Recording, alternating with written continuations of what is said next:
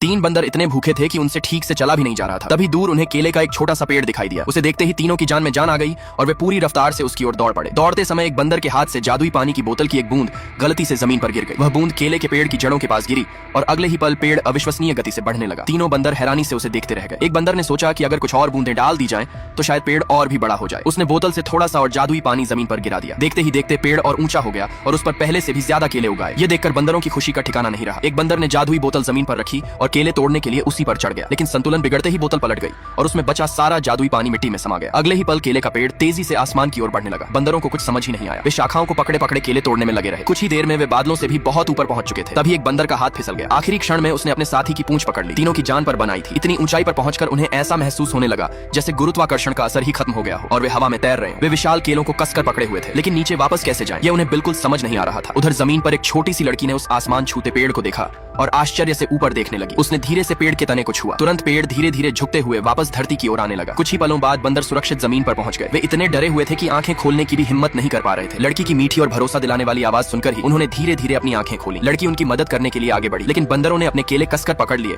और बिना एक भी केला बांटे वहां से मुड़ गए। लड़की उनकी सोच समझ गई, लेकिन सच तो यह था कि अगर उसने मदद न की होती तो वे उन विशाल केलों तक कभी पहुंच ही नहीं पाते। अगले ही पल वे सारे केले उड़ते हुए फिर से आसमान की ओर चले गए। बंदर बस हैरानी से उन्हें जाते हुए देखते रह गए। उनकी स्वार्थी सोच ने उनसे सब कुछ छीन लिया। आखिर में उनके हाथ कुछ भी नहीं लगा।